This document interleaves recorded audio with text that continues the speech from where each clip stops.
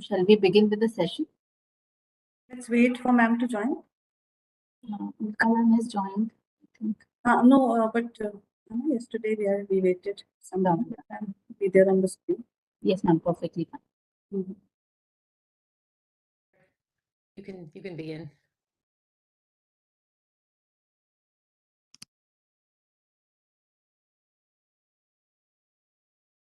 Yes, ma'am.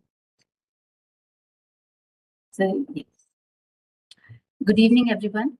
I feel elated to welcome you all on the sixth and final day of the GIAN course on South Asian Literature and Film, 1992 present, that is being organized by the Department of Humanities and Social Sciences, MNIT Jaipur, under the aegis of Global Initiative for Academic Networks, Ministry of Education, Government of India. I extend a warm welcome to our expert for this course, Professor Ulka Anjaria, Professor of English and Director, Mendel Center for the Humanities, Brandeis University, USA. I also welcome all the participants who have joined us from various parts of the country. We have accomplished 5 days of this course, discussing an extensive array of South Asian literature and film and a variety of themes depicted therein. We are greatly thankful to our speaker, Professor Anjaria, who has enlightened us in such a fascinating and engrossing way about the trajectories of South Asian literature and film and how that has undergone a change in a variety of ways. Without further ado, I now invite Professor Anjaria to take over the first session of the day that is titled New Writings from Pakistan and Nepal. We are so excited to listen to you, ma'am. Over to you. Thank you. I still think I need the permission to share my I screen. Preeti ma'am to transfer the presenting rights to Ulka ma'am. Okay, great. Thank you. Yeah. Is the presentation visible? Yes, it's visible. So hello, everyone. Nice to see everyone back here.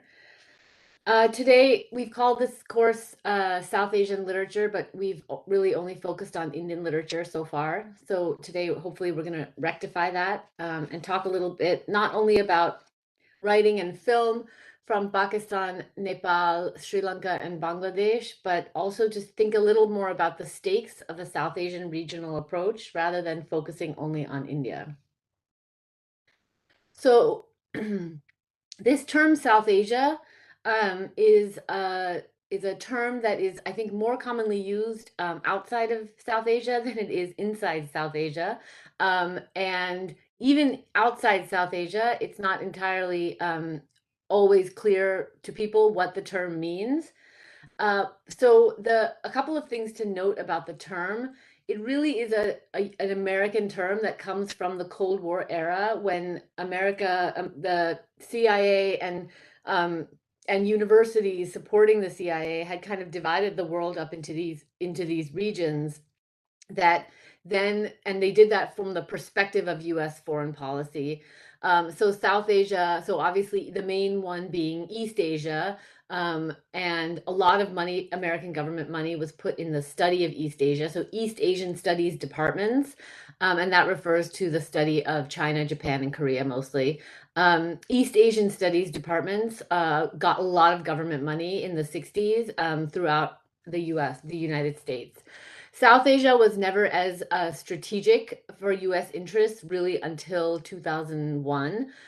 With the 9/11 bombings, and then, of course, America's sudden interest in questions of national security based around Afghanistan and Pakistan. And at that point, there was much more money, not the same amount of money as in East Asian studies, but some money put towards, for instance, studying languages from the region. So if you wanted to study Pashto or you wanted to study Hindko or these other languages, you could get American government funding with the assumption that then you would go to these countries and serve American interests. So that's obviously not a history that is very positive in terms of the relationship between South Asia and the United States. But unfortunately, that's the history of the term. And the term is like useful and not useful. So one of the things that's less useful about the term is, like I said, it's not really used by people in South Asia. Um, and so it feels always like you're a foreigner talking about South Asia. The usefulness of the term is that it allows us to speak about commonalities of the region beyond India. And to be frank, we don't have a better term right now. We don't, even something like the Indian subcontinent feels very India-centric, that we're really talking about India and these other countries. But how do we actually talk about all the countries in the region and their similarities? And we don't actually have a better vocabulary than South Asia. We don't have a better word for it than that. So that's the reason to use South Asia, because it does allow us to speak about the region beyond India. Now, of course, as you know, India is the largest country in South Asia. It is the most culturally dominant. And of course, because of the history of colonialism, it is kind of like, it's what the region was, called before partition. And so it's very easy to just use India as a way to talk about the whole region. But it is important the fact is that partition took place in 1947. Nepal and Sri Lanka were always separate from India even before partition. So the fact is, and then the first partition happened in 1947, second partition happens in 1971. And so we really do have a long history of these countries being separate.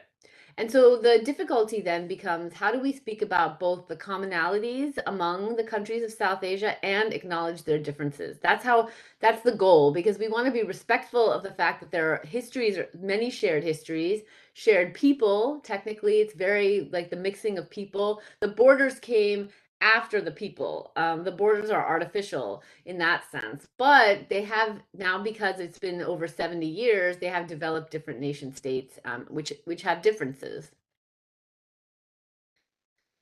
Similarly, and this gets into much more tricky conversation, especially when we talk about the partition, is how to account for the histories that are shared but remembered differently. And this becomes a really important issue, especially for Indian scholars based in India studying Pakistan, because partition serves one particular place in Indian national history, but a very different place in Pakistani national history. For India, partition felt like this horrible tragedy that broke off part of the country and separated it. But for Pakistan, partition is the birth of its country. And so it's important to acknowledge that although that history was shared, today's young Indian children and today's young Pakistani children are learning about that history very differently in their history books. History is remembered very differently. And if we want to cross those borders, we do have to understand, we don't have to agree with the different histories as it's told, but we have to understand that people are going to see history differently. And this is not just a question of in South Asia, it's a question everywhere.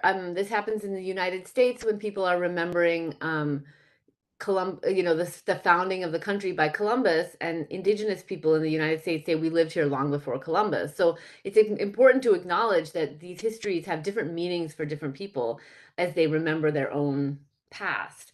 And so this is an important issue in crossing this border between India and Pakistan.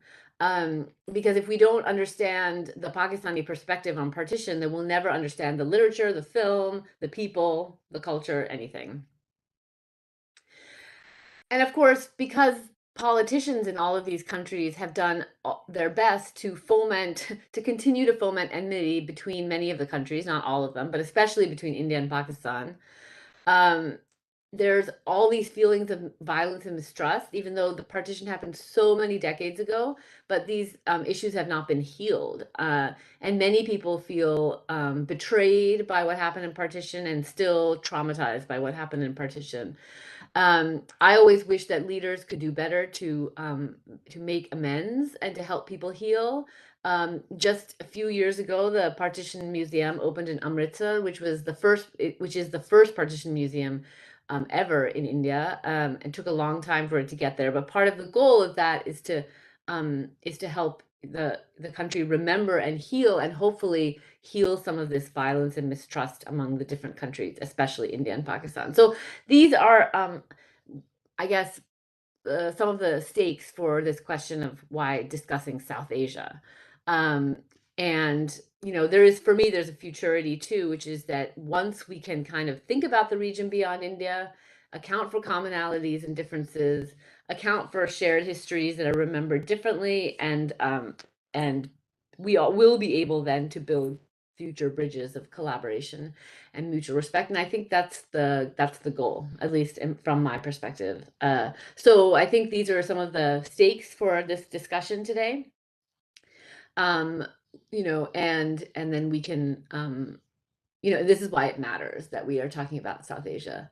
So when we think about commonalities and differences, so today I'm going to present some themes from contemporary literature and film from these countries. And one of the things that you'll see when I discuss the themes, you'll see very many commonalities between what we've talked about in the last few days, between these countries and Indian literature and film. But there are also some important differences. So I just want to give you a sense of what those similarities and differences are. And there are many more, but then you can start to map how, again, this number 3 on this list, how to account for both commonalities and differences. We don't want to just assume that every country is exactly like India, because it isn't. Yet there are these shared histories that make some things in common. So some common themes in literature and film that we can point out is, of course, the legacy of colonialism. Every country in except for Nepal, but the other countries in South Asia had the similar colonial histories, British colonial histories. Questions of language and multilingualism. I mean, every country has many languages, just like India does. And the questions that we've been asking so far about how you communicate across languages, how you build national literary traditions across languages. And because they all have colonial histories, the role of English in literature is going to be something that people discuss. Now, each country has slightly different linguistic politics. So for instance, Pakistan is very linguistically diverse, just like India. But in 1947, the new Pakistani government decided that they are going to insist on having one national language, which is Urdu, which India did not actually do with Hindi. And that national language was, if I remember the numbers, spoken by 10% of the population in 1947. So it was not the language that people spoke. Many more people spoke Punjabi and Sindhi and Balochi and Kashmiri and other languages. So the difference there is that Pakistan decided that all schools have to be taught in Urdu all across the country. And conversely, no schools, or Urdu or English, no schools could be taught in Punjabi.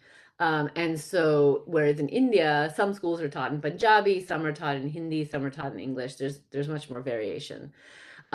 So what happened in Pakistan is that people really lost connection with Punjabi, with the written language of Punjabi, because there was no way to learn it in schools. There was no Punjabi medium education. That happened less in India. So like there's multilingualism in both countries, but like the different histories of that are very interesting and something to study. And of course, in Sri Lanka, as we'll talk about, the conflict between Tamil and Sinhala ethnic groups, which of course led to this long civil war, partly was a linguistic difference.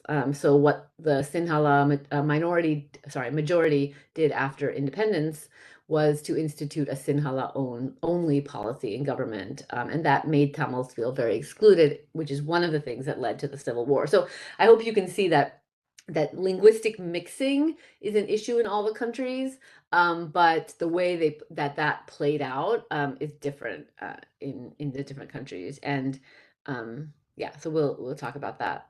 Questions of migration are, of course, we've talked about them in Indian context, and we're talking about both internal migration after partition, but also migration abroad and back. So these become themes for all of the countries. Questions of religion and secularism, we haven't discussed too much in the Indian literature, but we did a little bit when we talked about Rushdie. But of course, these are central questions to Indian literature and all of South Asian literature too. And they played out differently in different contexts. Questions of war and violence, whether it's, ethnic violence, religious violence, are themes that we see in all the countries. And we'll talk about that a little bit as we go on. And of course, themes of gender, which we talked about in the Indian novel, we see in all of this tradition. Unfortunately, because really it comes from overall a kind of patriarchal structures existing across South Asia. And then questions of memory and amnesia, which of course relates to the first one, the legacy of colonialism. But, I don't think we want to underestimate how traumatic 1947 was for many people on the subcontinent. And so the question is, how do you remember history? And then how also do some people want us to forget history? And we see this in the question of partition. We see this in the question of this question of who's the originary inhabitant of India and who are the foreigners who came from the outside. We see this in temple mosque debates. How much history do we want to actually remember, and how much is amnesia actually something that supports people in power? Okay, so those are some common themes, and you'll see me pick up on many of those today in the discussion. Some divergences are important to note too, and because, like I said, even these common themes play out very differently in the different contexts. Because Pakistan was founded as a country for Muslims, and of course, it was founded as a country just to aid minorities who didn't feel safe in the new India. The question of Muslim identity and what that means is central in much more present ways in Pakistan than it is in India. I think India has similar questions about like Hindu identity, and that's some of the things we're seeing, even currently happening in India. But because the percentage of Muslims is much higher in Pakistan, in India it's around 85% Hindu. In Pakistan, I think it's at 95% Muslim. And also because the founding project of the country was, again, to be a Muslim country, the questions of, of like the ethnic violence and the other things that happen afterwards had a lot to do with like who counts as a Muslim. And so that affects Pakistan in very particular ways. And of course, that's what precipitated one of the things that precipitated the 1971 civil war in Pakistan was that Bengali Muslims in East Pakistan didn't feel like they were being considered as equal citizens, even though they were Muslim also. They felt like they were considered second-class citizens, in part because as Bengalis, they were seen as somehow more Hinduish. And there was some racism with their darker skin. Of course, they were in a land mass that was separate from West Pakistan, and West Pakistan was where all the decisions were happening. And as you well know, even though there were more Bengalis than there were West Pakistanis, there was an election in 1970 in which a Bengali leader, Mujibur Rahman, won the amount of seats needed to become prime minister of Pakistan, and West Pakistan nullified the election, and that's what precipitated the independence movement of 1971 in East Pakistan. So again, so that's Muslim identity, and then questions of Islamicization have been something that Pakistan especially, but also Bangladesh have been dealing with, which is just pressure by the government and by forces in society, and by Orthodox Muslim groups to make the countries more Muslim, more Orthodox. Okay, so questions of what is legal, for instance, both countries, the alcohol is illegal because of Islam, but Pakistan is feeling the pressure of more right-wing groups who want to do more. And of course, the prime minister in the 1970s, Zia-ul Haq, was very much reformed some of the laws of Pakistan to make it look more Islamic, instituted Sharia law in various domains. And that's been a pressure in Bangladesh too, though they have done less of that. So these are questions, again, that have specifically to do with kind of Muslim identity and Islamicization. Yeah, I mentioned this earlier, but the double legacy of partition, the way that, partition is viewed differently. But of course, because Bangladesh was East Pakistan for the 14 years, 24 years. And so because of that, Bangladesh has its own history vis-a-vis partition. Pakistan has its own history, and of course, India has its own history. So that's something that you see slightly different in the text. The Sri Lankan case, I mean, all countries, as I mentioned in the first column, have dealt with war and violence, but the 18-year civil war that plagued Sri Lanka is really something has truly, traumatized its society. It was a devastating civil war with incredible amount of mistrust, incredible amount of violence, incredible amount of displacement. And so no other country of South Asia has had such a prolonged and violent civil war. And so as we'll discuss in a bit, much of the literature and film in Sri Lanka is built around the legacy of this war. Yeah, Sri Lanka is also the only country of the region that really has dealt with questions of tourism and how it affects the economy. No other country, and that's because of a decision that the Sri Lankan government took early after independence to promote tourism as one of the economic platforms of independent independent Sri Lanka. Indian government has done that much less. Bangladesh and Pakistan have done that almost none. Nepal has done more also to support tourism. So Nepal and Sri Lanka have questions that arise like in other countries, like in the Caribbean, when your economy is heavily touristic. It means that rather than work in agriculture or industry, many young people are going to jobs in service jobs in tourism. It also relates to environmental damage in certain ways because the big hotels on the beaches are not good for the environment. Tourism also brings other things like sex tourism, which has affected people in Sri Lanka, young girls and boys who are kind of pressured into the sex trade. And so that's something that Sri Lanka has had to deal with in a way you really don't see in the other countries. Climate change, of course, affects everywhere, but Bangladesh being such a low country and so in which the land and there's so many islands and it's an estuary, and the delta has meant that and the lack of resources. Bangladesh is a poor country. The lack of resources has meant that Bangladesh just feels like that place that's going to be like, that where climate change is going to affect people, displace people more quickly and more intensely than in the other countries. But of course, every country has to deal with climate change. Lahore and Delhi have record heat this year and in past years, and of course the pollution in both cities. It's one of those things where the border might cut through them, but actually the proximity of the cities mean that they're facing very similar heat and pollution problems. And then of course there was the cyclone in Sri Lanka, and that devastating cyclone after the war that raises questions about the environment. So every country is going to have to face this, but in slightly different ways.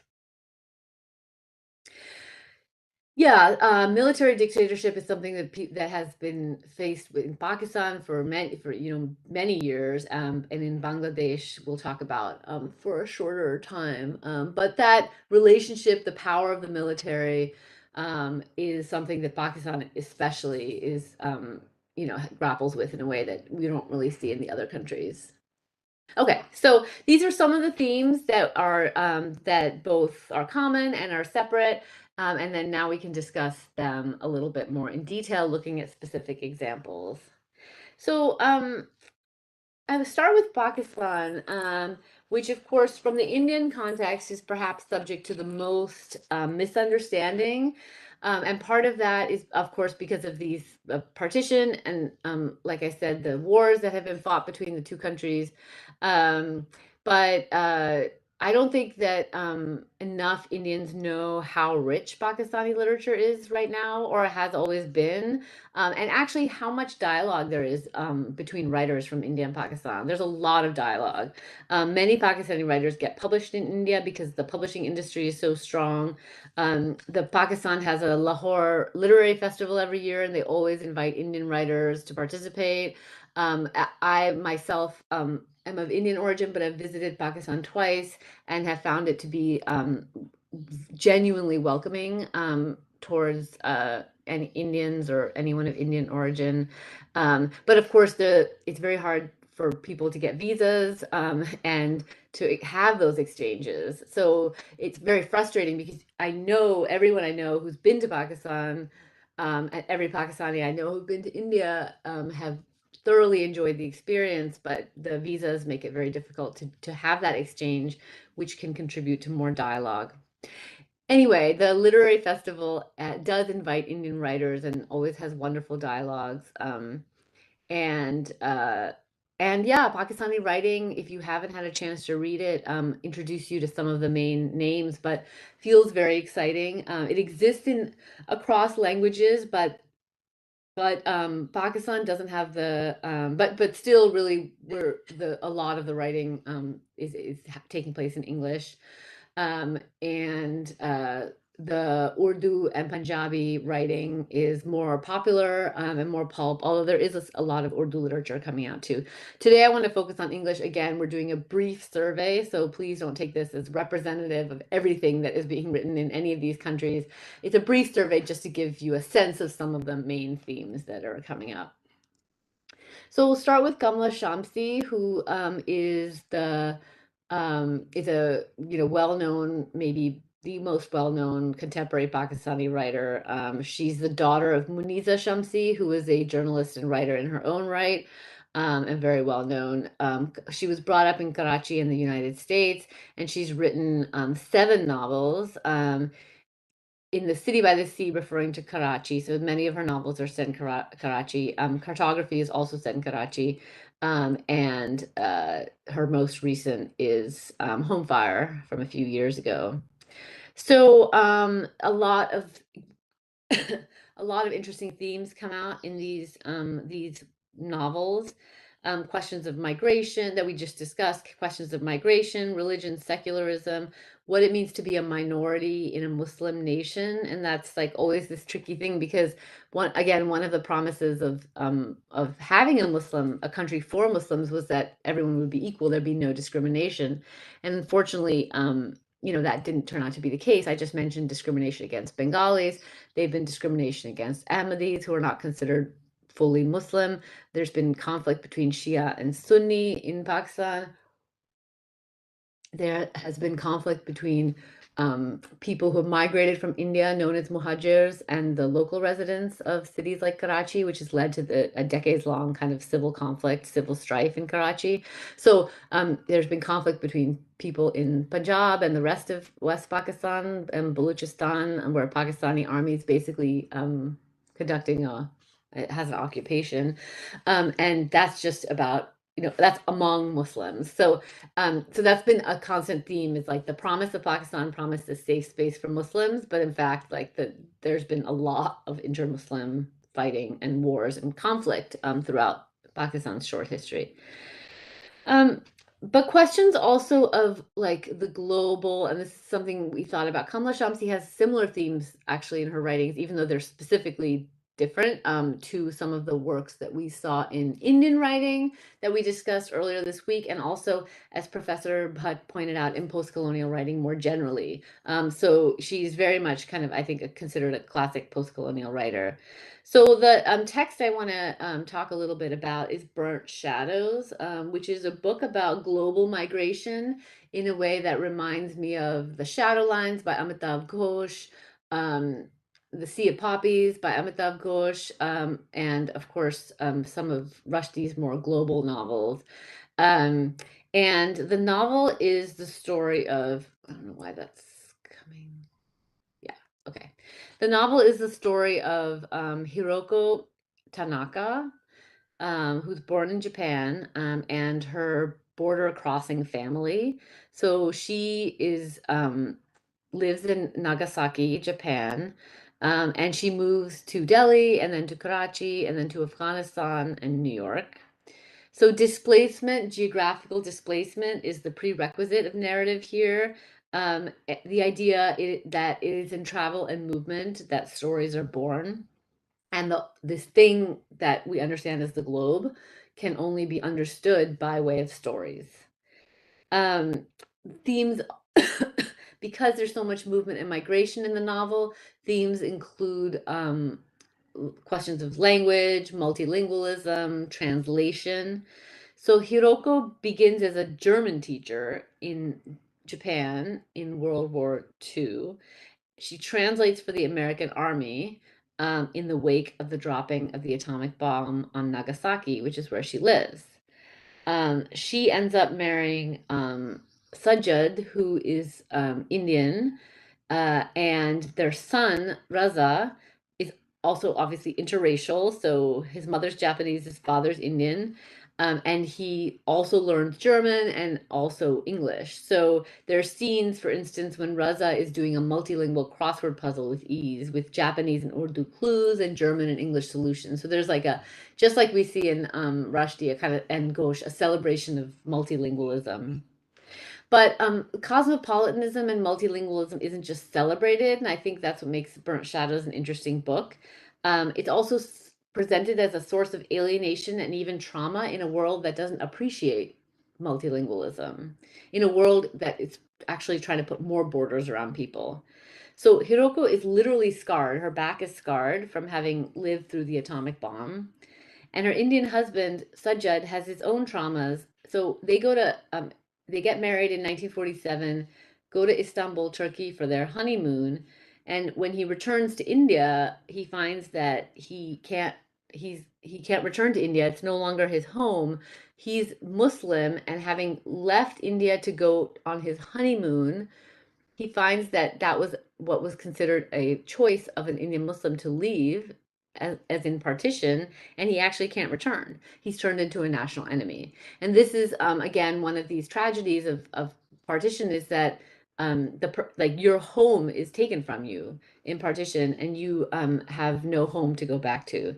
So because he's Muslim, he's turned into this national enemy, and he's forced to leave India and go to Pakistan, even though he has no connection to Pakistan and doesn't really know anyone there. So I wanted to share that passage in which we see that. Sajid had said they could wait a little longer before going back. So they're in Istanbul now. Sajid had said they could wait a little longer before going back so that they'd arrive closer to winter. But she knew he said it hoping she'd refuse, and so she did. She had seen how it had agonized him to be away from his home in September when the partition riots had overtaken Delhi and the old city had become a virtual siege town. It's not that I want to be there, he had said one night, lying on his stomach with the comforting weight of her resting on top of him, their fingers loosely linked. What would I do? Join the men with machine guns guarding every entrance to my old neighborhood? Refuse to join them and cower inside my family home instead? That's where we'd be, you know. Muslim homes in Delhi are being destroyed. Women pulled out of their beds at night. He turned his face, and the moonlight showed Hiroko the unusual introspection of his expression. But that was just September. Now the violence had ended, and though Sajjad said he knew it would be a different Delhi he'd be returning to, nothing could change the essential dilliness of the place. He said it, emphasizing the dil. It was in their first lesson that he told her dil meant heart. She'd seen him blush as he said it, and she'd blushed in response. Remembering all the blushing of that initial lesson made her want to laugh. What strangers they'd been to each other and to themselves. She heard the door open. At last he was home. How ridiculous that he'd had to go to the Indian consulate to get paperwork processed before they could return to Delhi. He entered the room, and the look of him made her breath stop. Without saying a word, he walked across to her, his steps so slow, so dragging, everything about him defeated. "What's wrong? What happened?" she said, as he sat down beside her carefully, as though his bones were brittle. "They said I chose to leave." He said the words slowly, carefully, as though they were a foreign language whose meaning he was trying to grasp. "They said I'm one of the Muslims who chose to leave India. It can't be unchosen. They said, Hiroko, they said I can't go back to Delhi. I can't go back home." Hiroko could only watch as her husband drew up his legs and curled over on the mattress. She said his name, repeated endearments in English, Urdu, Japanese, but he couldn't hear her above the fluttering of pigeons and the call of the muezzin of Jama Masjid and the cacophony of his brother's arguments and the hubbub of merchants and buyers in Chandni Chowk and the rustling of palm leaves in the monsoons and the laughter of his nephews and nieces and the shouts of kite flyers and the burble of fountains in courtyards and the husky voice of the never-seen neighbor singing ghazals before sunrises, and his heartbeat, his frantic heartbeat. So you can see in this passage that that trauma of suddenly of like going on your honeymoon and then the Indian government counting that as leaving India, and all his stuff is in Delhi, all his life, his family's there, everything he's known is in Delhi, and he can no longer go back, and so he's forced to move to Pakistan against his will. So what happens is, although a citizen of India, as a Muslim citizen, his patriotism and loyalty are immediately called into question. And that's the situation that happened with many Muslims after partition, and perhaps even continuing until today. So he's devastated by this news.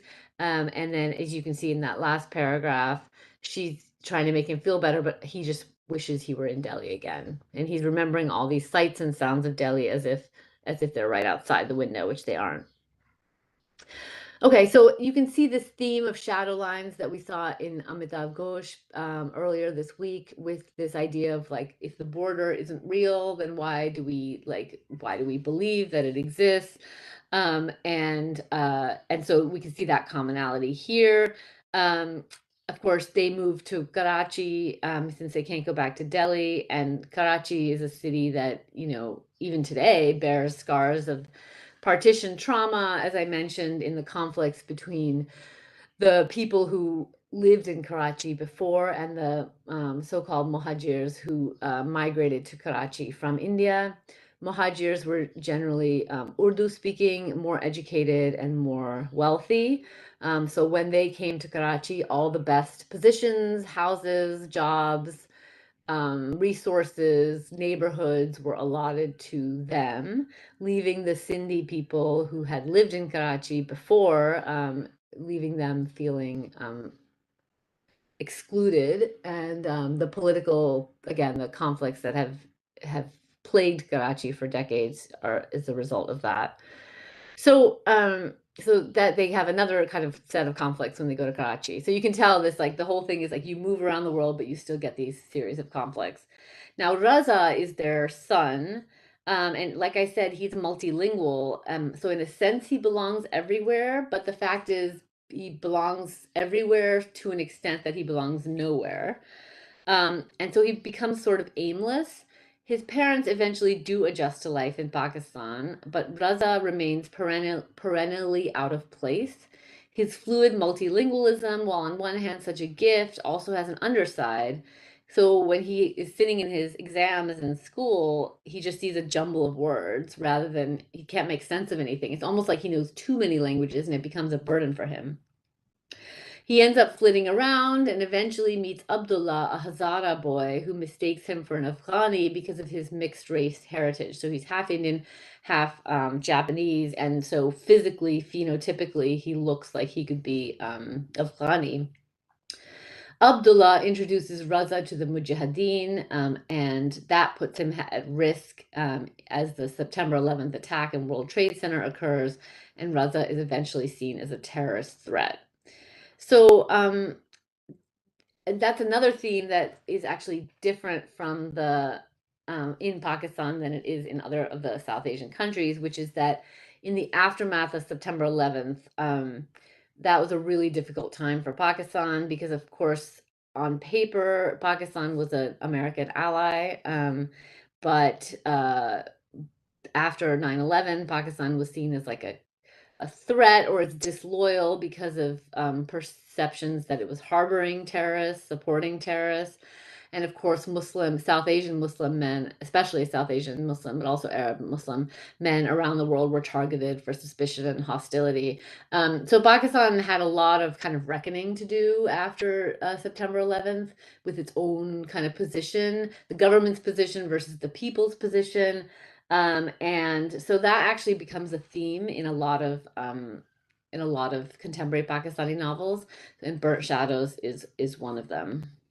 It's also the theme in Mohsen Hamid's novels, Reluctant Fundamentalist, which you read the first chapter of today. Mohsen Hamid is a British Pakistani writer who is the author of Moth Smoke in 2000, The Reluctant Fundamentalist in 2007, How to Get Filthy Rich in Rising Asia, and Exit West in 2017. He's lived in the US, UK, and Pakistan. And Moth Smoke is a novel about a young Pakistani man in Lahore who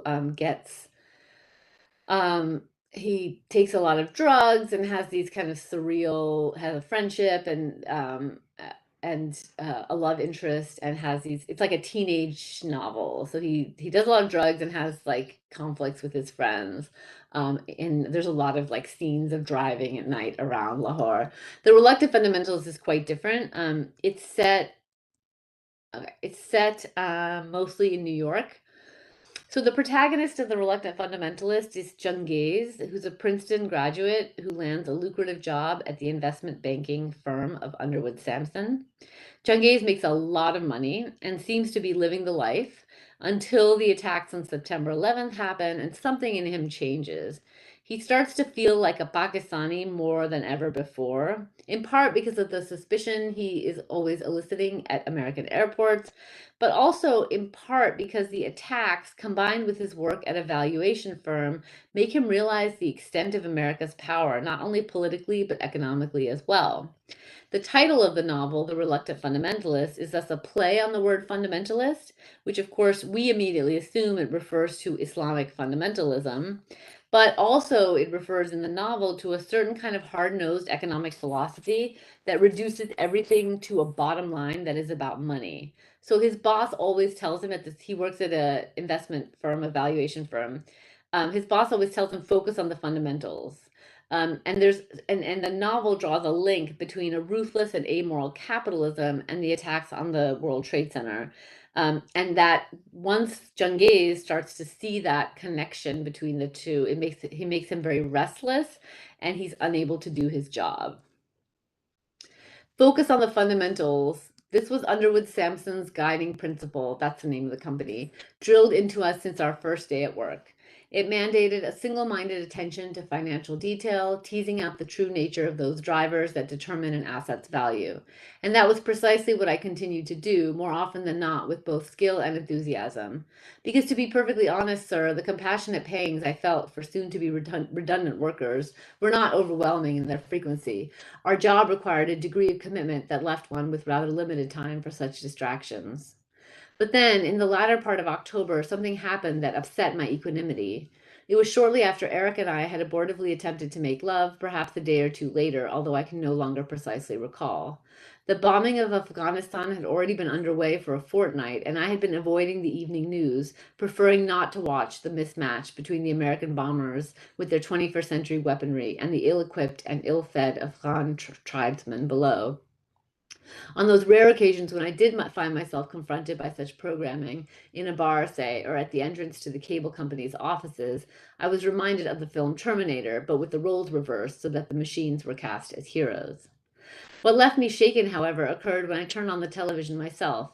I had reached home from New Jersey after midnight and was flipping through the channels looking for a soothing sitcom when I chanced upon a newscast with ghostly night vision images of American troops dropping into Afghanistan for what was described as a daring raid on a Taliban command post. My reaction caught me by surprise. Afghanistan was Pakistan's neighbor, our friend, and a fellow Muslim nation besides, and the sight of what I took to be the beginning of its invasion by your countrymen caused me to tremble with fury. I had to sit down to calm myself, and I remember polishing off a third of a bottle of whiskey before I was able to fall asleep. The next morning I was, for the first time, late for work. I had overslept and woken with a cracking headache. My fury had ebbed, but much though I wished to pretend I had imagined it entirely, I was no longer capable of so thorough a self-deception.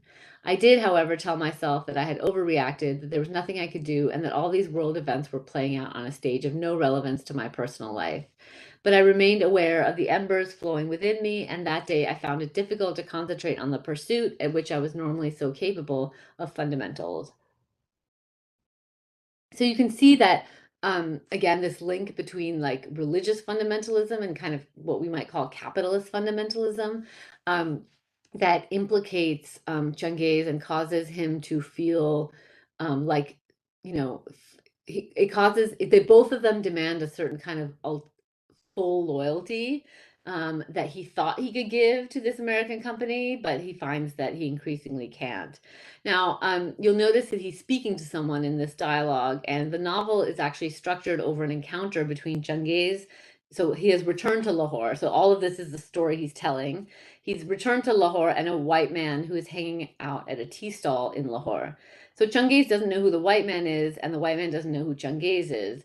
But in this period right after September 11th, Changez suspects that the white man works for the CIA, and that's why he's in Lahore.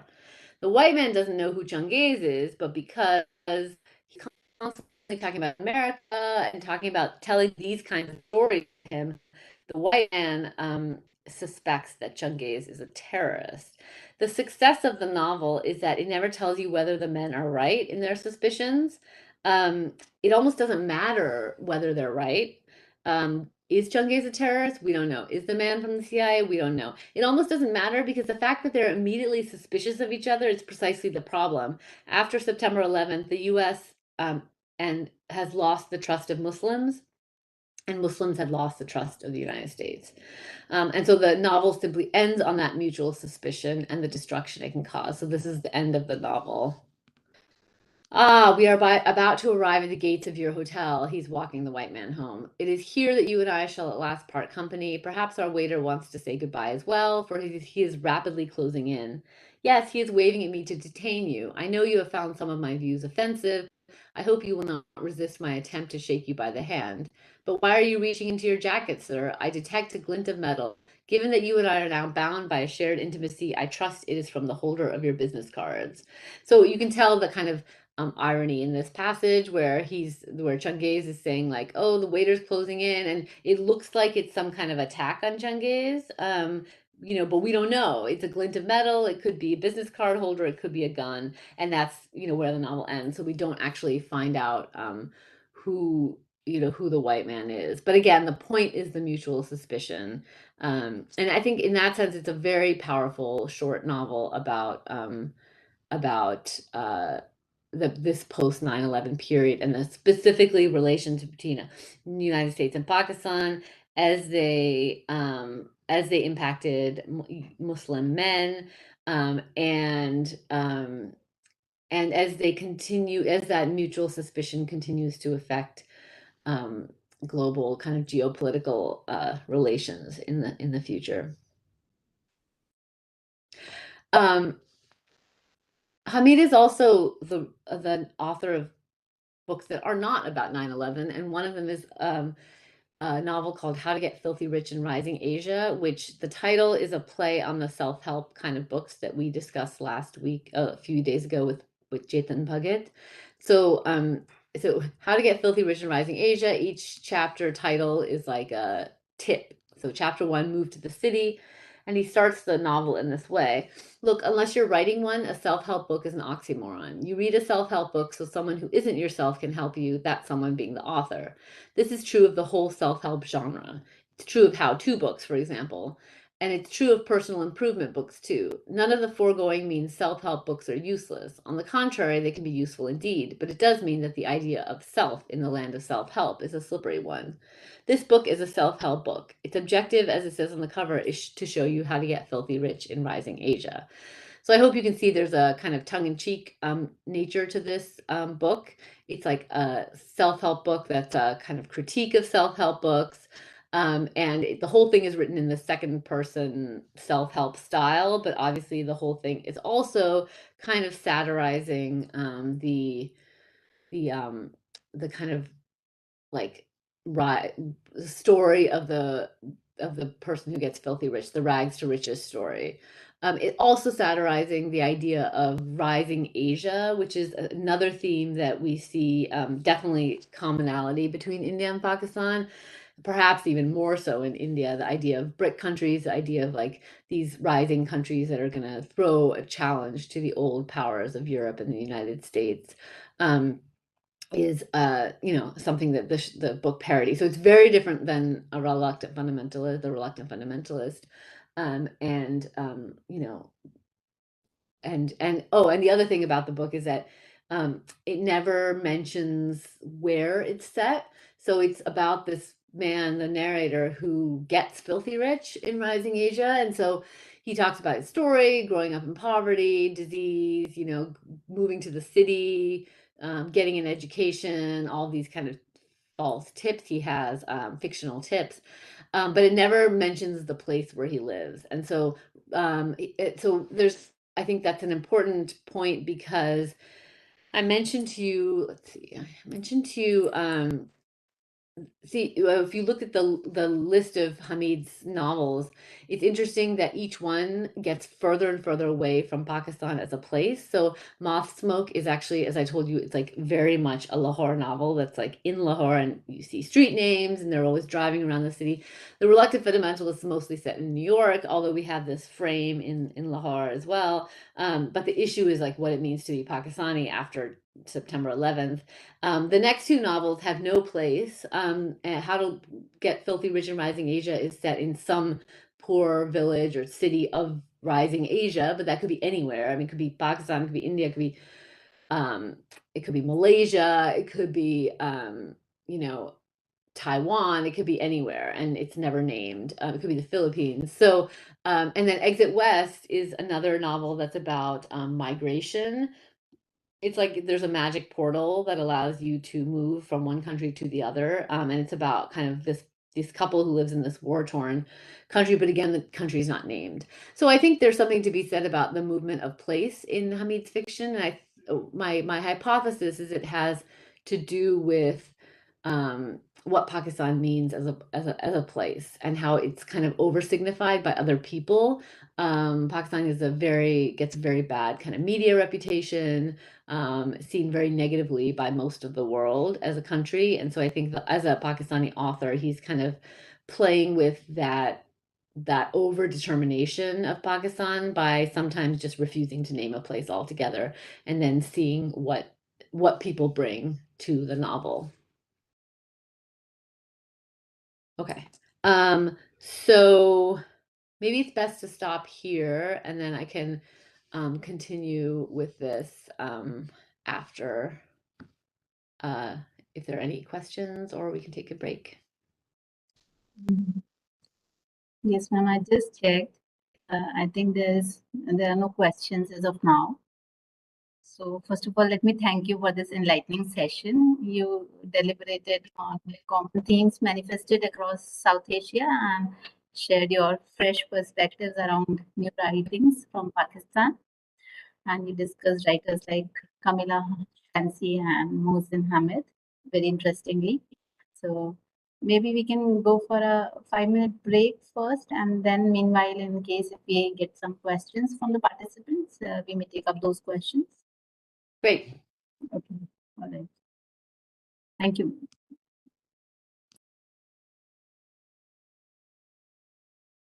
I request all the participants to post their questions in the Q&A section, so that these questions can be taken up when we return. Thank you.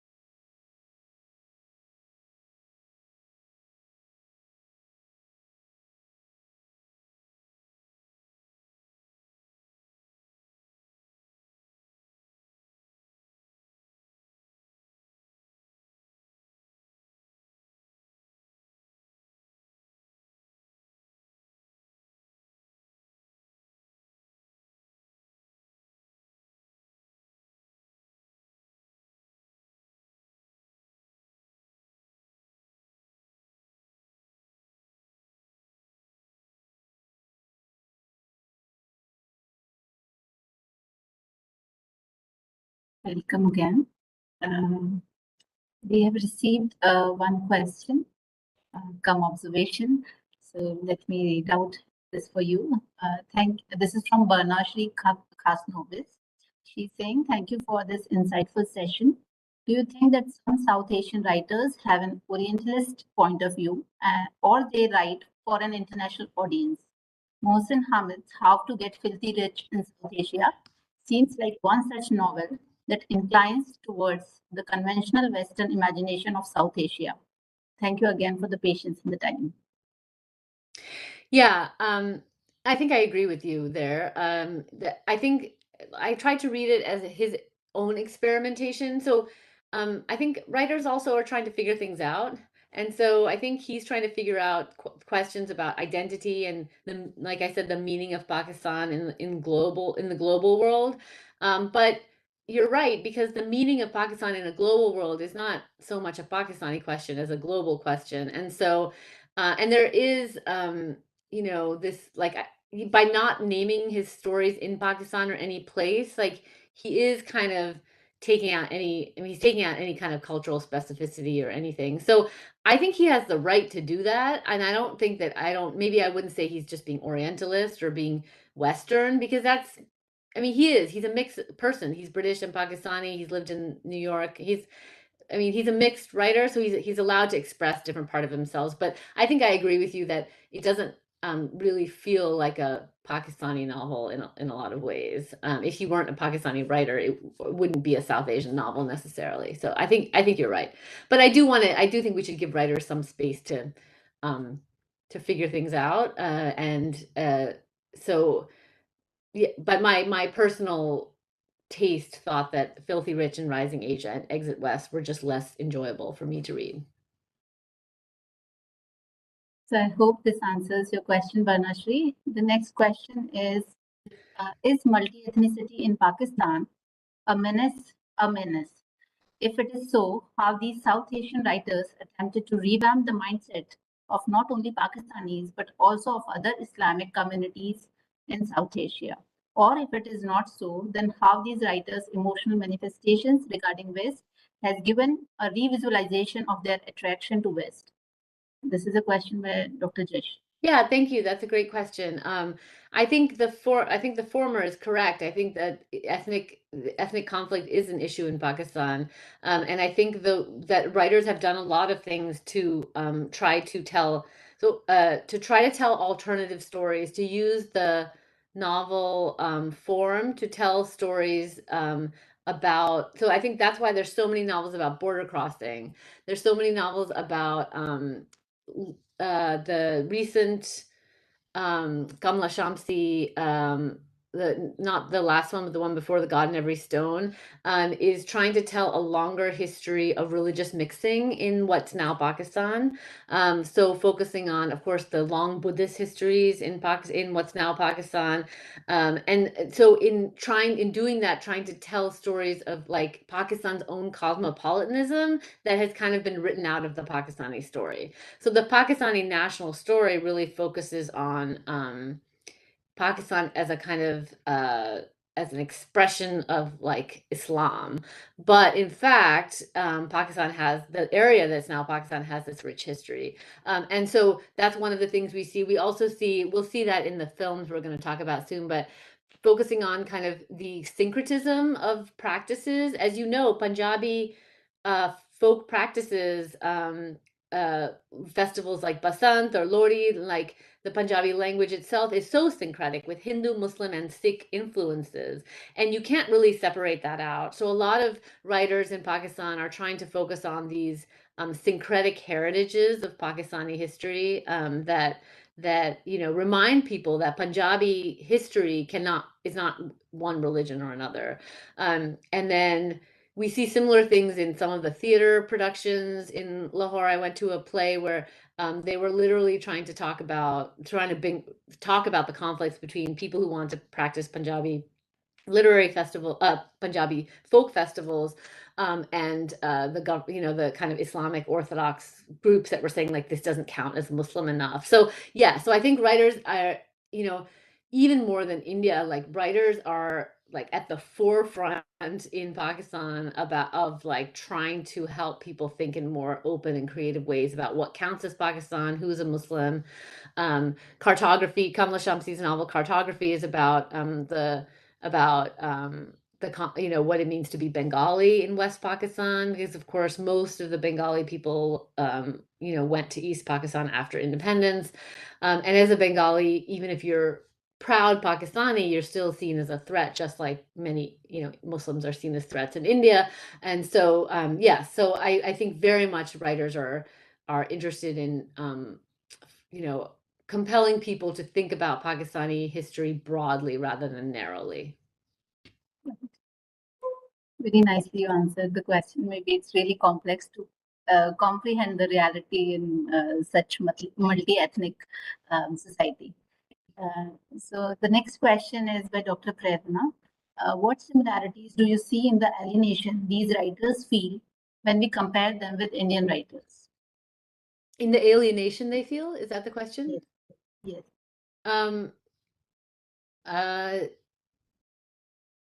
I think overall similar, but there's a theme that runs through Pakistani literature about you see this in Indian literature too, but like a failed promise.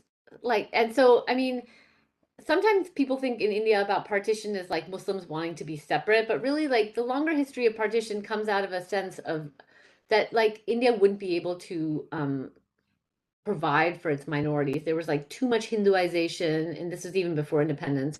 So the promise of Pakistan was, I think, like a good promise. It was supposed to be a country, it was supposed to be a secular country that was like, that supported the rights of its minorities. So of minorities, like it was supposed to be a country for minorities to not feel under threat. That was the promise, and I think that was a very compelling promise for a lot of people. For some people it wasn't, but for a lot of people who moved, it was because it was a very compelling promise. And then just so quickly, like that didn't end up turning out true, because Pakistan turned against its own minorities, who are all Muslim. And so that, I think, that sense of like wishing for something and then seeing it fail in front of your eyes, I think affects a lot of Pakistani literature in ways that I think is even more acute. That alienation is even more acute in India. In India, another thing is like we've had a lot of intellectuals and writers leave India and live in the West. We've talked about that with many of the writers we discussed, but I mean, many people stayed. In Pakistan, it's almost just a complete brain drain kind of of the elites. If you're elite in Pakistan, because they had a much bigger failure of social infrastructure, educational infrastructure, corruption, that really, if you could, you left. And India didn't have that extent of people leaving. India did spend time to an extent building its own institutions. And so that also has led to an additional, it's not different alienation, it's just more intense alienation, because you really have a whole generation of you have a whole class of people who just don't live in Pakistan. And that leaves Pakistan much more to forces. You have much fewer, kind of less investment of people in the country. And I think for India, we're seeing more and more that investment is going to make the country better and stronger. But if the country does nothing to support that, then it's very difficult to invest in the country. So I guess I would say maybe it's a question of degree. Okay. So thank you, ma'am. I think we are running short of time to begin with the next session. So we can begin with that. Let me read out the title of this session, that is New Writings from Bangladesh and Sri Lanka. So shall we move forward?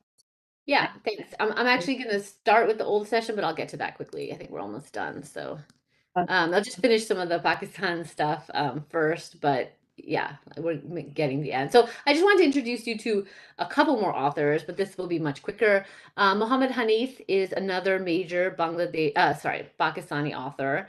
and also British Pakistani. So he actually, unlike what I just said, he lived in the UK for a long time and actually pretty recently moved back to Pakistan and works for BBC Urdu now. And also, I think BBC Punjabi, because he writes a lot in Punjabi as well. And he actually started his life in the Pakistani Air Force.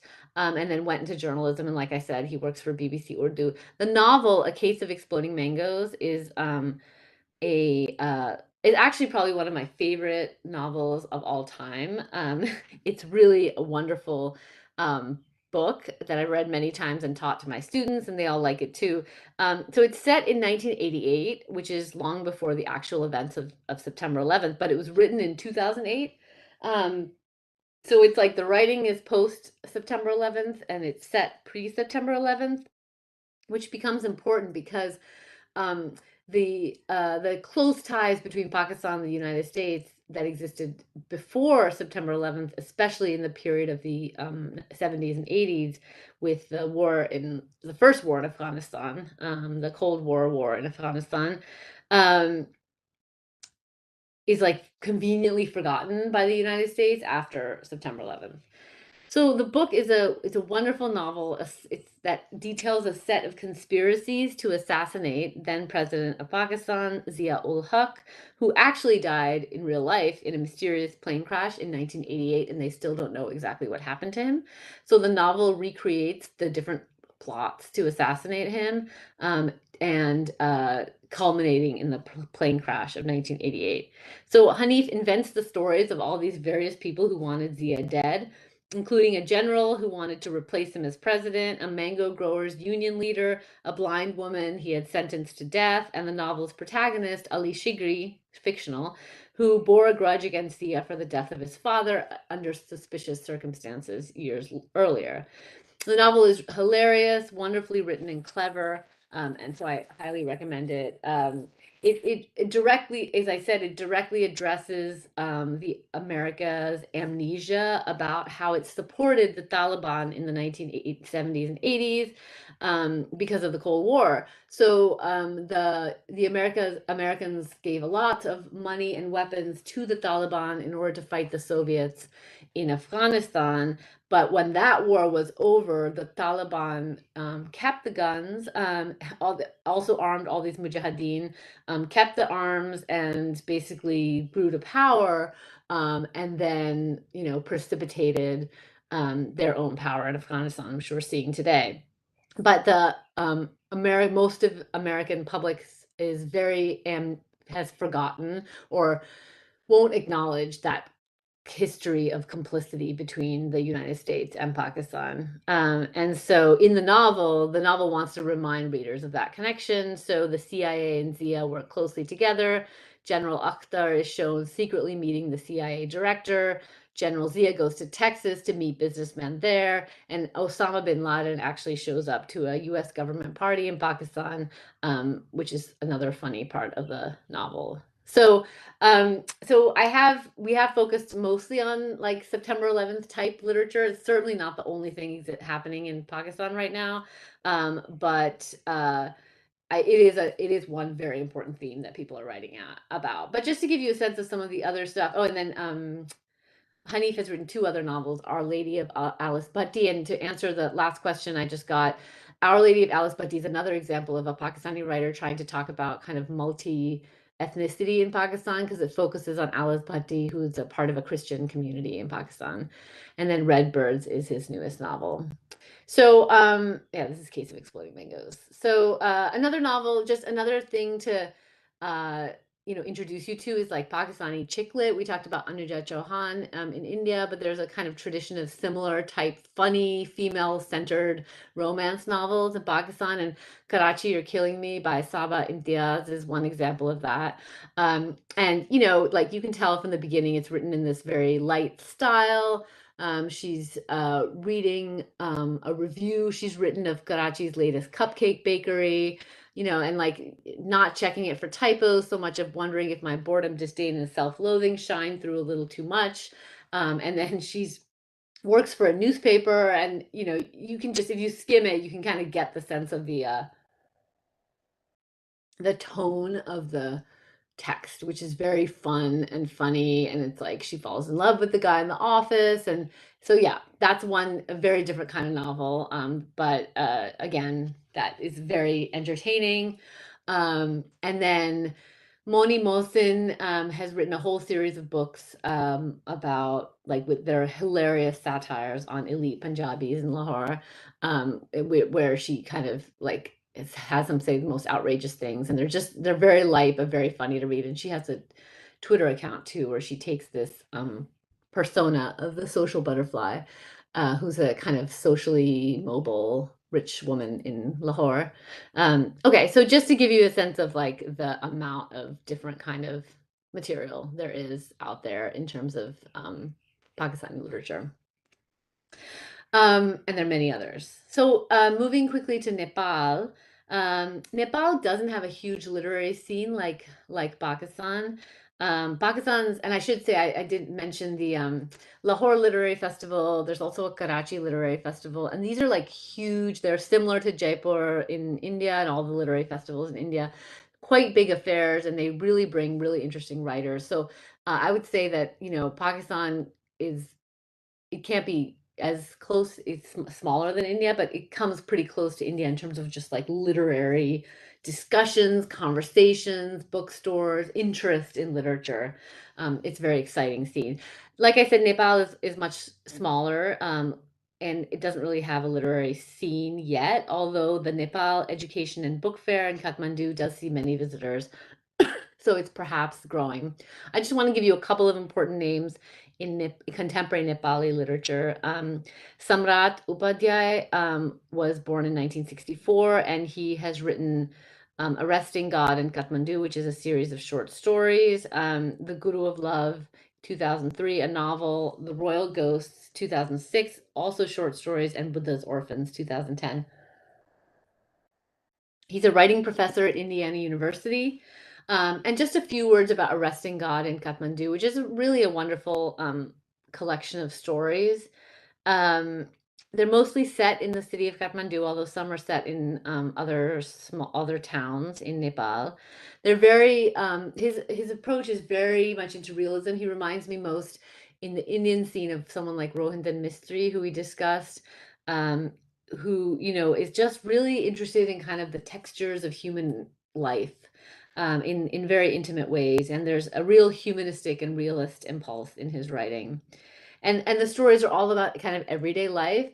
Nepal has had its own political upheavals, with the, you know, the overturning of the royal family, and then the royal family coming back into power, the communists kind of having this important anti-royalist force. But the stories in this novel are really about everyday life. And I think that's important to Upadhyay's vision, is really about, not about kind of like big political change, even though big political change is much more dramatic in Nepal than it has been in other countries. He really wants to tell the intimate stories of humanity. Sometimes like the stories kind of dip into politics, but really the whole volume is really like about different people. And so just to give you an example, this story, The Good Shopkeeper, the protagonist, Pramod, loses his white collar job as an accountant. His wife tells him to speak to her relative, Shambhu, but he is reluctant because he feels like he deserves better than a handout. She wants him to set up a shop so at least they'll have money for rent. But he used to be an accountant, so he feels like the shop is kind of like a downward move for him, but he needs the money. So the passage that I'm showing you represents the dilemma of Pramod, because like he doesn't want to, he wants to earn what he wants to deserve what he gets. He doesn't want to ask a relative to help him out. But the thing is that the only way to get anything done is ask a relative. And so he's, you know, he fantasizes in this passage about what his life could be if he did not have to lower his dignity. Often Pramod imagined himself as a feudal landlord, like one of the men who used to run the farmlands of the country only 20 years earlier. He would have a large royal mustache that curled up at the ends and pointed towards the sky, the kind he could oil and stroke as a sign of power. He saw himself walking through a small village, a servant shielding him from the southern sun with a big black umbrella, while all the villagers greeted him deferentially. He saw himself plump and well cared for. Then he saw himself as an executive officer in a multinational company where Shambhu Da worked as an office boy. Shambhu Da was knocking on the door of Pramod's spacious air-conditioned office, where he sat behind a large desk in a clean white shirt and tie, his glasses hanging from his neck, a cigarette smoldering on the ashtray. Shambhu Da would walk in, his cheeks hollow, wearing clothes that were clearly secondhand, and plead for an advance on his wages, which Pramod would refuse. Shambhu Da would weep, and Pramod, irritated, would tell him the company had no place for a whiner. So Shambhu Da is the relative here whose wife keeps bugging him to ask for help. And I like this passage because there's two different fantasies in this passage. One is as a feudal landlord, and one is as a officer in a multinational company. I think this is significant because it represents, and again, this is, I think you'll find similarities with India. It represents like a society kind of in transition from kind of this feudal order to a more capitalist order. And like the transition is the hardest part for Pramod. At least if there was like a feudal system, like if he imagines either a feudal system or a capitalist system, but this kind of middle system where there's no way of success makes him feel particularly disempowered. So I think the two fantasies are significant, and I think this capturing a kind of transitional society that's not allowing for any kind of success or mobility for Pramod feels very disempowering. And of course, at the end of the story, despite these fantasies, he does end up asking for help getting the shop, and he becomes a good shopkeeper. The Cooking Poet is another story. I think it's the only one in the volume that has an explicit reference to politics. It's about a poet, Acharya, who mentors younger poets, and he begins to mentor this young man called Giri, who he sees as an immensely talented poet. He discovers that Giri has affiliations with a radical anti-government political party, and Acharya doesn't approve of that because he's like, you're a poet, you're supposed to be a poet, not political. But the thing is, he loves Giri's poetry, and he actually thinks Giri might even be a better poet than him. Now, in the end of the story, Giri ends up getting shot at a political protest, and he gets killed. Meanwhile, Acharya gets like an award from the Nepali government. And it's this kind of moment, this divergent paths. They're both poets, but Giri gets killed and Acharya gets commended by the government. Suddenly it makes Acharya realize, like, is he the better poet? Like, he's the better, that like Giri had done something for his poetry, put his life on the line, and Acharya is just getting patted on the back by the government. And so the ending kind of ends right at that moment, but I think Acharya is feeling this sense of like shame that, you know, he considered poetry above politics when Giri had actually done the more brave thing. So as you can see, there's something very human about the stories. Like, it's about human vulnerability. There's no like bad guys in the stories. Everyone's just trying to figure out, you know, their place and their relationship to the world around them. Another very well-known Nepali author right now is Buddhi Sagar, who writes in Nepali, whereas Upadhyay writes in English. So again, this is something that we see similar with all the countries in South Asia. So there are English writers and then Bhasha writers. So Karnali Blues is the novel. Oops, sorry. Karnali Blues is the novel. It was written in Nepali in 2010. And it's set in Karnali province. And it's, again, a very human story about a son who returns home after his father's sickness and kind of reminisces about the past. Each chapter is one day. It goes over 8 days. And it's just about the father-son relationship and what it means to remember and mourn a parent. It's very realistic, but it was incredibly popular in Nepal. It's one of the best-selling Nepali novels ever, and now it is available in English translation, which is exciting. But again, this is an example of a novel that was really for Nepali readers, not intended for any global audience. And when you read it, you'll see why, because it is very kind of like, it's not about any big theme. It's just like a very human story about father-son relationships. Okay, so that is So, second, I will transition now to the next lecture, which focuses on new writings from Bangladesh and Sri Lanka. Okay. So again, this is a very brief, quick survey. Both countries have really exciting writing scenes, definitely smaller than Pakistan in terms of number of texts being produced. And similarly, many writers from Bangladesh and Sri Lanka are also getting their works published in India. So India is kind of the publishing center, and there's a lot of interest in India from South Asia for South Asian literature, so which is a good. So I'm just going to cover a few writers. Probably the most well-known Bangladeshi writer is Zia Rahman, who is actually British Bangladeshi, and wrote a novel in 2014 called In the Light of What We Know that did very well globally. This is similar to the question that we just answered about how to get filthy rich in rising Asia. This is not really a novel about Bangladesh, even though it is. I mean, it's partly about Bangladesh, but it's really a kind of intellectual novel about mathematics and philosophy. So this would be an example of, I don't know how broad its readership was in Bangladesh, but definitely got very globally recognized.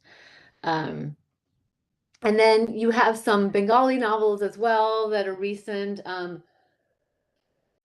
including this one by Mehrab Masayid Habib, that's set in the 1960s in the lead up to the Civil War. And I have to say, a lot of Bangladeshi fiction is set in the 1960s and 1970s, right at that moment before the war. It's a very rich literary kind of moment. And I'm going to talk more about one specific novel that is set in that period in a second. But that's a very common time. And there was a lot of social upheaval in the 1960s. As I just mentioned, over the 50s, there was just a general frustration in East Pakistan that West Pakistan was not really acknowledging the importance of Bengali language, culture, film, food, practices on Pakistani life. That Pakistani identity was being forged in West Pakistan, and it was primarily Punjabi, and that Bengalis, even though there were more Bengalis than Punjabis, Bengalis didn't really have a place. So this was all kind of cultural foment in the 50s, and in the 60s, it started having these immediate political effects, like I said, of really West Pakistan making decisions to disempower Bengalis in the government, and then it was all precipitated by the canceling of the elections where Mujibur Rahman won, would have been Prime Minister of Pakistan. So we'll get to that in a second. Okay, so the author I want to talk about mostly is Tahmima Anam, who's an English language author of Bangladeshi writing. So she's written a trilogy of novels called A Golden Age, The Good Muslim, and Bones of Grace. The first two are particularly notable. And A Golden Age is, as I just mentioned, like many other Bangladeshi novels set in 1971 in the lead up to Bangladeshi independence. So it's the story of Rehana and her two small children. I'm sorry, they're not small. Her two teenage children, Sohail and Maya. And excuse me, their father had died several years ago, and Rehana is fiercely protective of her children. So as the war approaches, Maya and Sohail just become more involved with the Mukti Bahini. And the Mukti Bahini is the revolutionary Bengali army that was basically a kind of guerrilla army that was fighting off the Pakistani army. So Sohail becomes a guerrilla soldier, and they start to use Rehana's house as a base to hide their weapons. Rehana herself is actually Urdu speaking, and language becomes a really important theme in the 1970s in East Pakistan. As I mentioned to you, Pakistan instituted Urdu as the national language of Pakistan, but that was in both East and West Pakistan. And in West Pakistan, very few people spoke Urdu.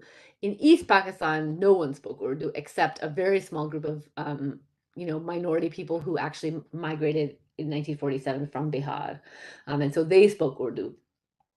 but no Bengalis who lived in East Pakistan did not speak Urdu. So that was a constant, and not only that, but Bengalis who lived in East Pakistan, all Bengalis feel very emotionally attached to their language. And so language became a huge crisis point, like it did in Sri Lanka, about about what it meant to be Pakistani. And many times Bengali, East Pakistani politicians asked Muhammad Ali Jinnah, the Prime Minister of Pakistan, whether Bengali could be a national language in addition to Urdu, and he said no.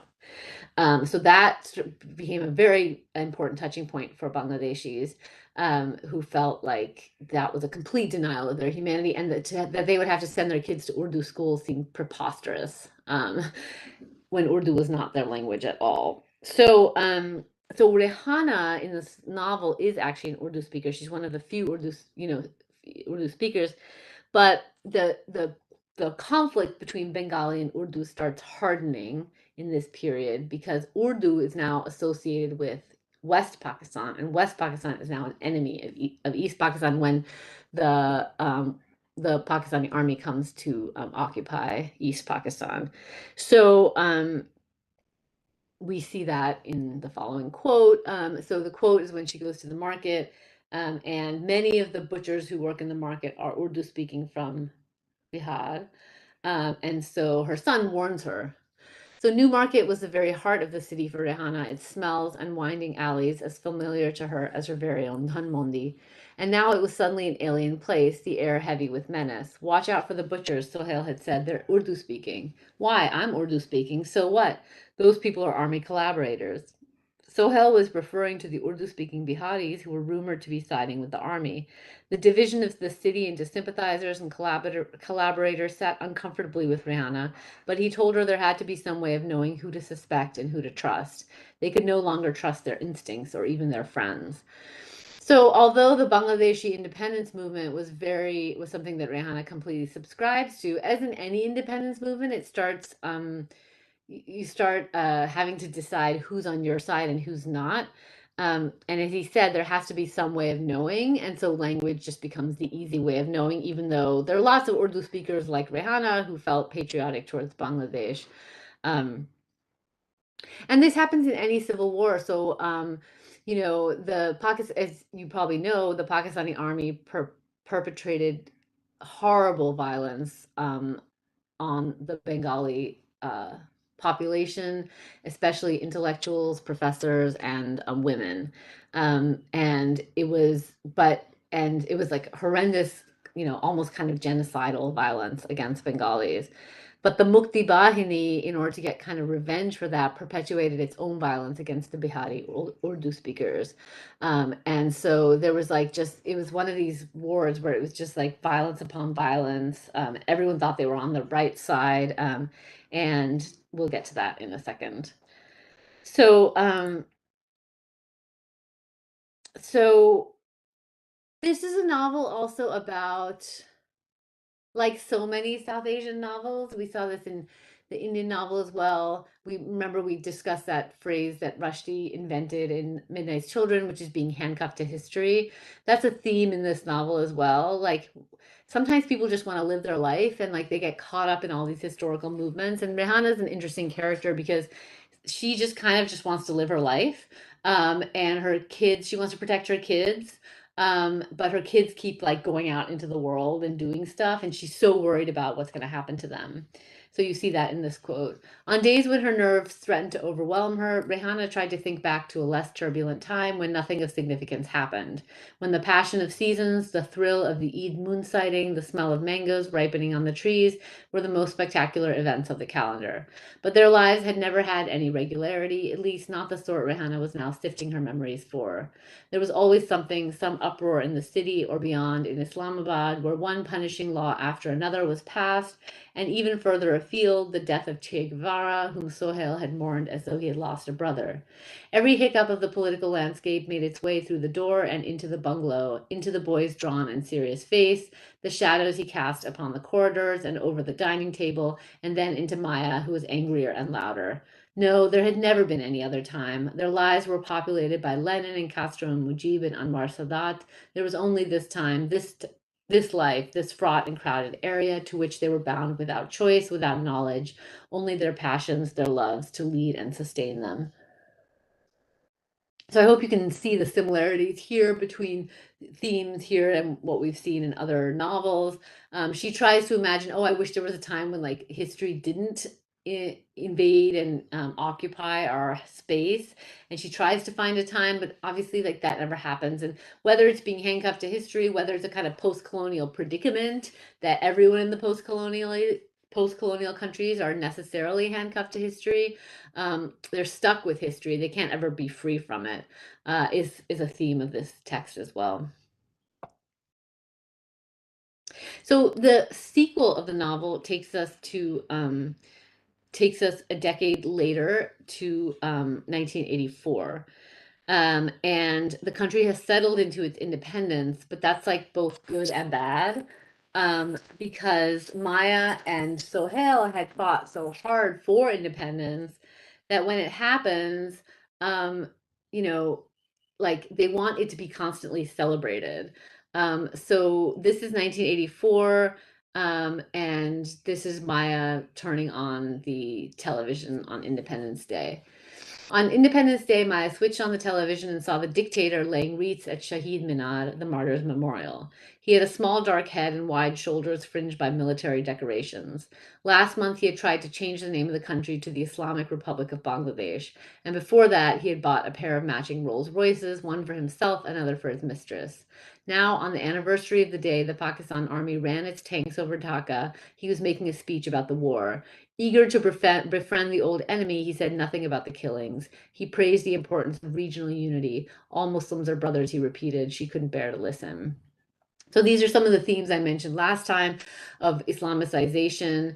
The Pakistani army, as I said, inflicted near genocidal violence on Bengalis, especially Bengali women.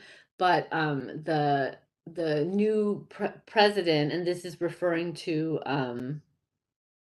Hussein Mohammed Ershad, who was a president of Bangladesh from 1983 to 1990, but it was like he didn't really get elected. People think of it as a military dictatorship. And he tried to Islamicize Bangladesh. So despite this violence that happened, and most of the victims of Pakistani army violence were women, but when that violence isn't acknowledged publicly, the stories of those women, the pain of those women, and the trauma that those women face just gets written out of Bangladeshi national history. And even today, if you look at we talked about Indian textbooks, Pakistani textbooks. If you look at Bangladeshi textbooks, the story really is of this heroic group called the Mukti Bahini, who fought against the West Pakistani army and brought Bangladesh to freedom, which is true. They did, but it really, by not talking about the violences that the Pakistani army perpetuated, and because the Mukti Bahini was all men, it completely writes out the story of Bangladeshi women in the independence struggle. And that's a lot of what The Good Muslim is about. Maya's attempt to remember, to have some kind of public acknowledgement of what happened to Bangladesh's women during the war. So yeah, but she's trying to do this in like this larger culture of amnesia, which is both national, but also takes place on the personal level, because her brother Sohail, who, as I said, joined the Mukti Bahini, and as you saw in the last quote, read Marx and Lenin and Che Guevara. After independence, he becomes religiously Orthodox. He becomes an Orthodox Muslim, to the point where he like gets rid of all modern trappings. He he doesn't want modern education for his child. He doesn't want to interact with any women. And he was not like this at all. His family was not like this. He was very secular, but that happened to a lot after independence in Bangladesh. And the novel reads that as analogous to state-sponsored amnesia that we see in this passage here. The state wants to forget what happened in 1971, and the increasing religiosity often also becomes a way for people like Sohail not to remember what happened. Sohail was in the Mukti Bahini, who we don't really know what happened because the novel is centered around his mother, but presumably he had to kill and witness egregious violence. If he can't heal from that violence, then he can take recourse in religion as a way to really forget and to focus his energies on another world. So state-sponsored amnesia and religiously inflicted amnesia work together to produce a landscape in which people seem to have forgotten that very powerful movement for Bangladeshi liberation. And we see that in this quote as well. Maya is trying to commemorate Independence Day by recreating the pathway that the victorious Mukti Bahini took back in 1971.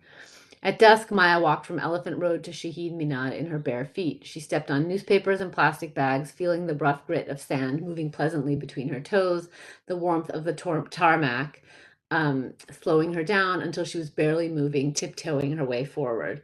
A light breeze caught her under the chin, and she held the straps of her shoes between her fingers and nodded, smiling to the small groups of people on the road beside her.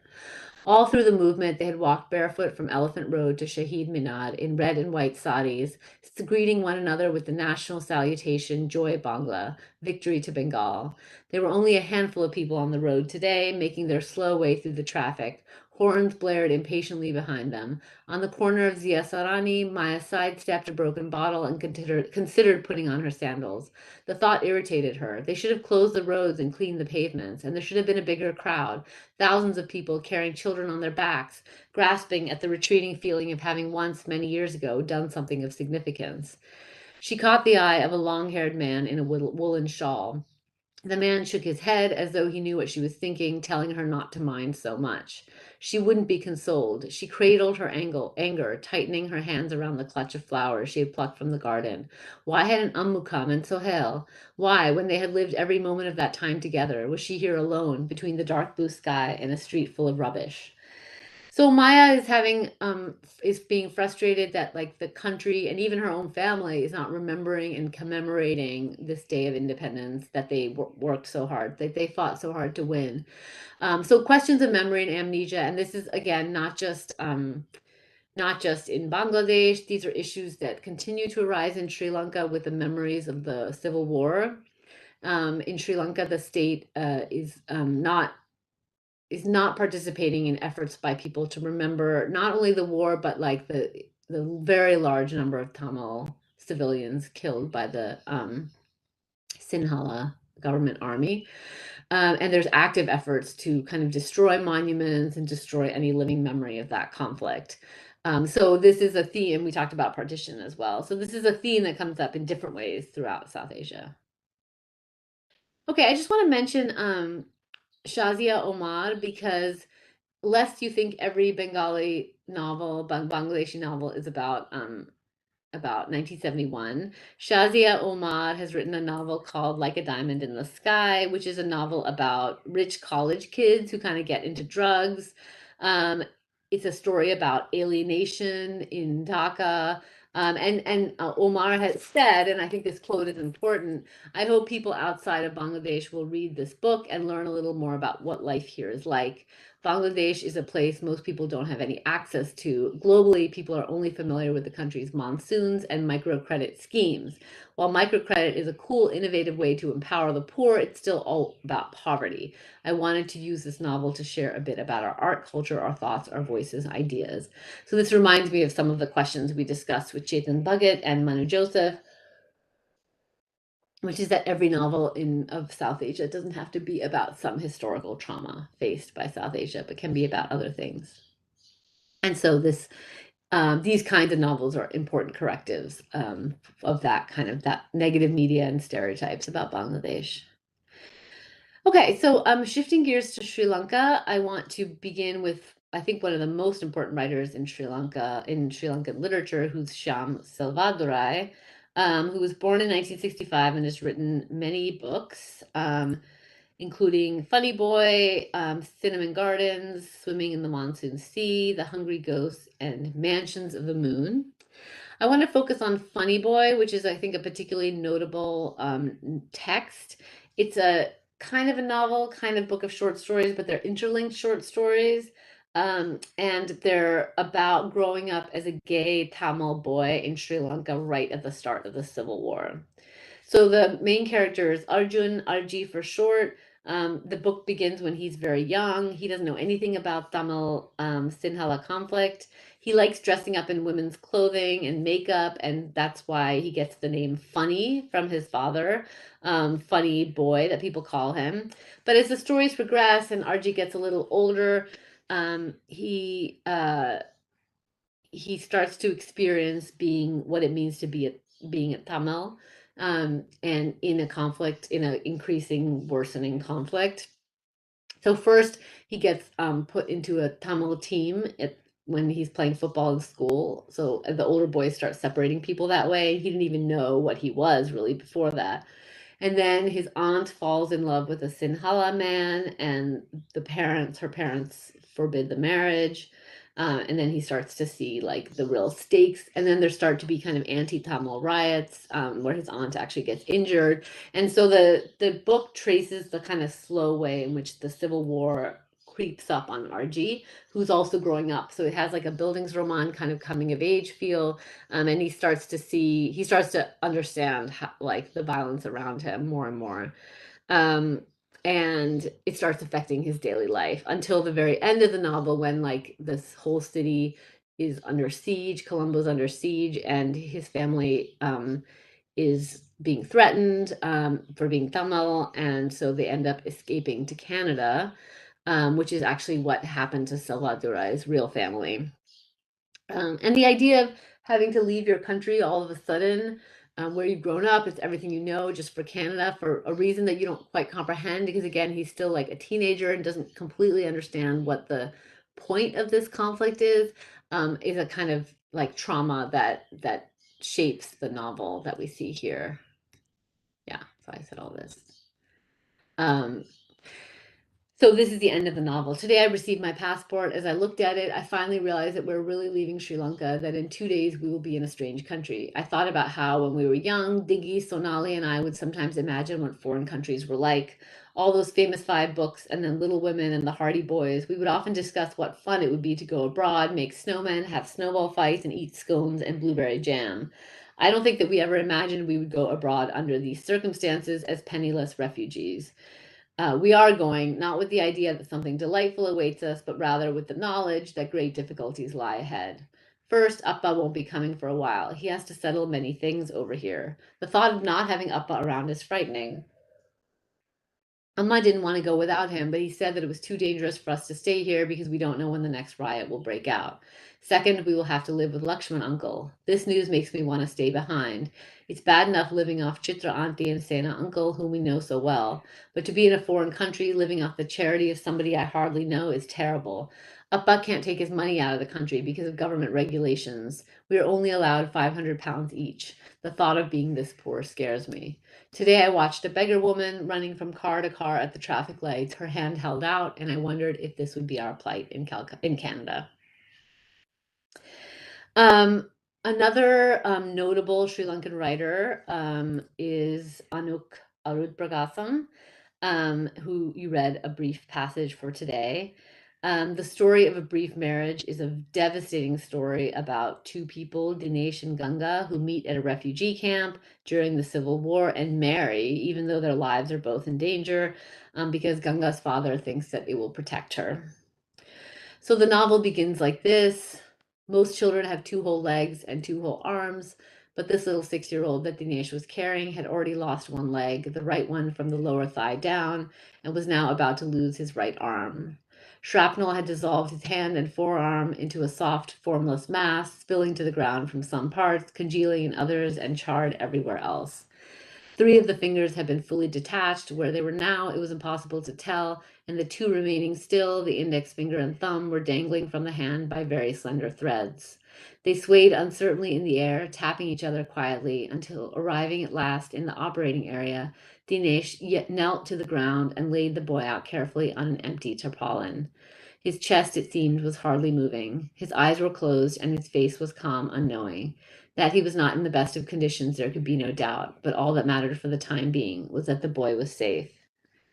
So this is an incredibly kind of gruesome and disturbing way for a novel to begin, but it sets the stage for what is indeed a gruesome war-torn landscape. And I told you that the intensity of this civil war, I mean, the war in the civil war in Pakistan was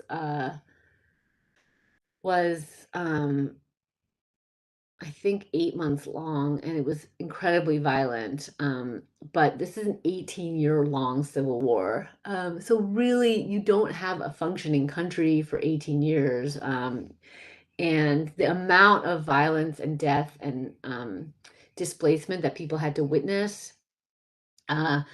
and watch happening at these refugee camps, I think really, really devastated people, and writers are kind of responding to that as they try to dig through the amnesia to find these stories.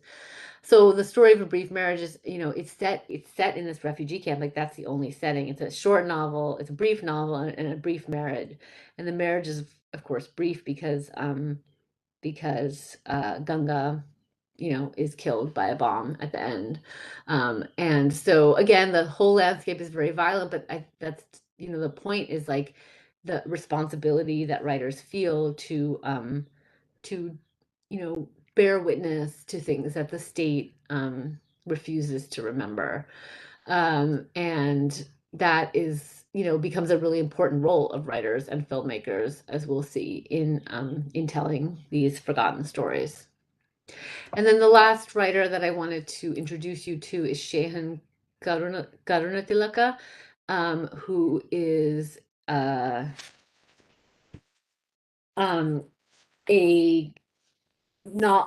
novelist, the writer of this novel Chinaman, which is about cricket. So again, like, not everything.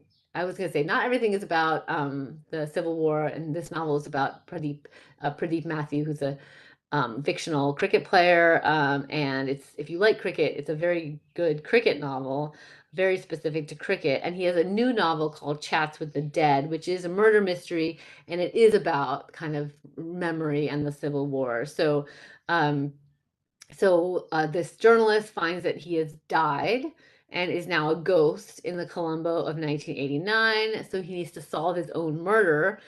He has to wade through fellow ghosts, and of course, because being in 1989, he finds himself in the midst of the Civil War. So again, like, even someone who writes his first novel about cricket, writes his second novel about these questions about memory, amnesia, and what it means to memory and amnesia, and what it means to remember, and what it means to, how do you ever heal from such violent pasts?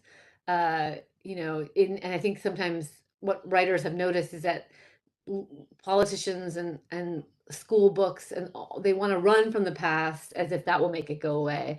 But I think what writers are reminding us is that, and filmmakers too, and artists, is that we need to continue to develop relationships with the past. And we need to tell the stories, and we need to heal through telling the stories, not by avoiding them. So the book is very dark, Chats with the Dead. It's full of death and disappearance. But again, it's a way of fictionalizing and conceiving what it means to come to terms with a country's violent past. Okay, so I will stop there.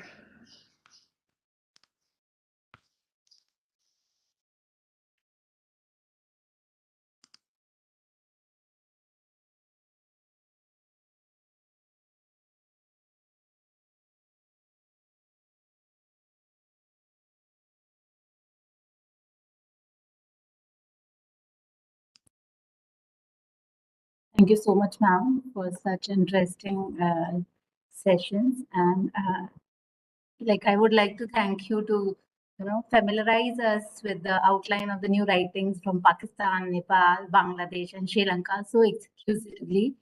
It has been interesting to learn about the writings of Kamla Shamsi, Mohsin Hamid from Pakistan, Samrat Upadhyay and Buddhi Sagar from Nepal, Mehrab Masaid Habib, Tahmima Anam and Shazia Omar from Bangladesh, and Sham Selvadurai Anud Paragasam and Shehan Karuna Tilaka from Sri Lanka. So it's been really interesting to have this overview of South Asian writings and just get an overview of that.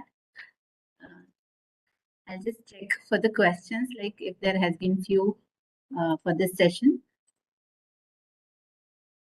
If you allow me, I can read out one question which I left intentionally in the last session because we were running out of time. So this is from Hina Chaudhary. The writers that you have discussed, like Mohsin Hamid and Kamila Shamsi, have been acknowledged internationally. What attributes of these their writings do you think makes them so popular? Thank you. That's a great question. I think there's just thinking about Professor Bhatt's discussion on post-colonial literature, I think that their writings of all the people that I've talked about pick up most closely on those themes. And that makes them kind of interesting to people who don't know much about Pakistan, makes them interesting to readers who are just interested in larger questions about alienation, migration, language, global movements. So I think that's part of it. I mean, yeah, so I think that's part of it. I think that they're doing some of that work. That was the other question asked, is that they're trying to kind of democratize how we think of what Pakistan means to people. And I think that is also important work that isn't being done. They're in English, so like that's, I think, important. But I think maybe the negative side would to be is they do explain a lot of what they describe for a larger audience. This is something we've discussed all week. They're not necessarily written for someone like in the country. They're written with this larger audience in mind. Even in that passage that I read you from Burnt Shadows, when she talks about Dil and Dilli, she translates like Dil means heart. So that's clearly like she translates that for an audience who doesn't know what Dil means. So I think those gestures are important too. And so, yes, I mean, some people have criticized them for writing for the West. But again, I hope we have nuanced that conversation in the last week. So it's not just about good people who write for local and bad people who write for the West. I think we can understand that everything is a little bit of a mix, and there's some advantage in reaching broader audiences and there's some disadvantage, and you can be true to your place and write for a broader audience, or you could not be true to your place. So I think those would be the main reasons that I would say, is that they pick up on post-colonial themes. They're written for a global audience, they're written in English, and they're not necessarily written for a local audience. So Moth Smoke, I mentioned to you Mohsin Hamid's first book, Moth Smoke, very much written for a local audience. It was before he became famous, and I don't know if it's even still published abroad. I think you could, I think it's just like, no, it's just about Lahore and about young people doing drugs, and I don't know who else would read that. Just like the Shazia Omar book I just mentioned from Bangladesh, like when it's a local story about local people, international people are less interested in it. Okay.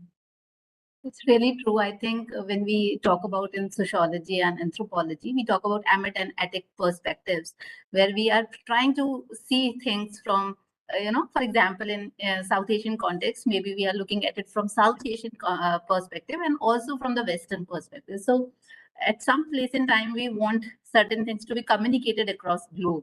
And that's, I think, that happens with those writings. Yeah, so, exactly. That's right. Because you can't have a world in which people are only talking to themselves, but you don't want a world in which people are never talking to themselves. So maybe I like that idea of shifting between those two perspectives. Yeah. Right. Yeah. Thank you. So there's one more question from Ramakant Sharma. We have literature and cinema from India and Pakistan. Do we have cinema in Nepal, Bhutan, Bangladesh, Sri Lanka, and Mauritius also?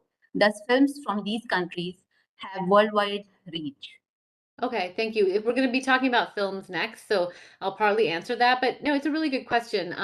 The film industries in some places are not very developed. I'm going to talk about the Pakistani film industry in a second. Like Mauritius, there's not really a film industry. Most people, if you go to Mauritius, they're watching Bollywood and Hollywood films.